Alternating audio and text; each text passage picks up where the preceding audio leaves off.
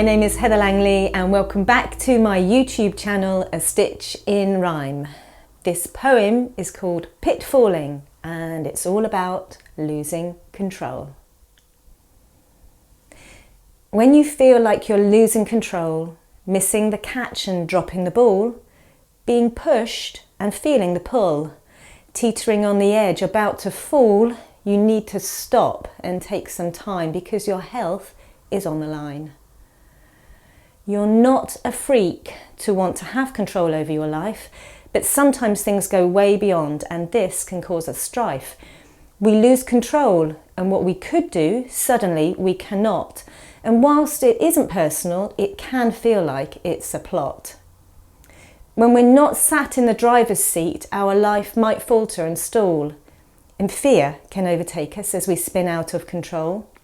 Suddenly we're going nowhere fast and in the wrong direction. We stop and think about our lives. We call this introspection.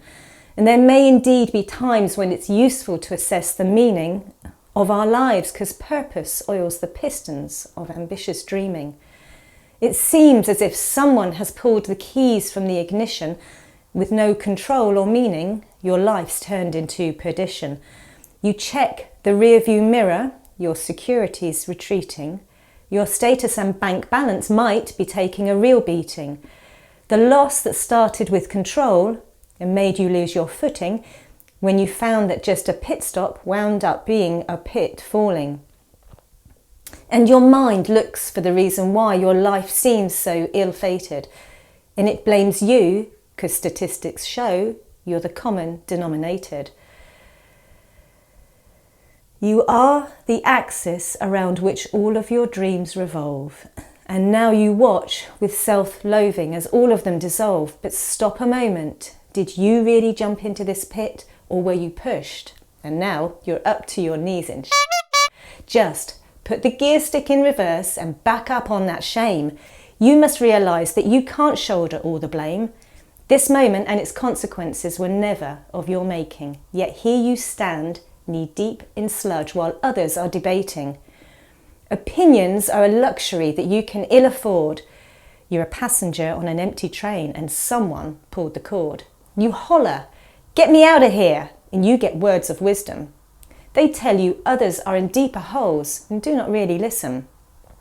And all you want to do is cuss and fight and scream and shout. The pit walls are too steep and slippery and you cannot climb out. So when it feels you're really stuck, wheels spinning in the mire, just disengage the clutch before your engine catches fire. I don't have all the answers, but I do still dare to dream. And I know the first thing we must focus on is our self-esteem.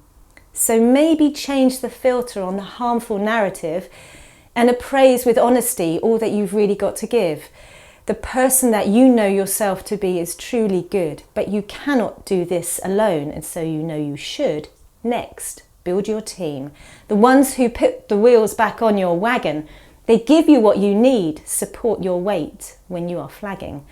They help you refuel your morale when your tank is running low, and understand that what you need is someone else to know how difficult this is for you and that you've lost your way. Kindness, comfort and understanding will get you through the day. And it might be a cliche, but you have to try to smile because this facial posture defies gravity for a while and it helps to lift you up enough to get a decent grip. As you start to climb up, don't be scared if once or twice you slip. Poke your head up above the rim and take a good look around to see who is still standing like Elton and who's flying above the ground. And if you do not recognise your life as it once was, it's normal to feel discombobulated, and that's because we build our life around patterns of repeated learned behaviour, and when there's change, the unfamiliar can feel like it's a failure, but it's not, and you're not. Sure, it chafes and causes friction, and though it feels like you have lost, you're not a loser. That's a fiction. It might take longer than you'd like to get out of this pit and be back in the driving seat, but you must admit that there will be a time when you look back with some pride and say, how did I manage to get through that? And Blimey, what a ride.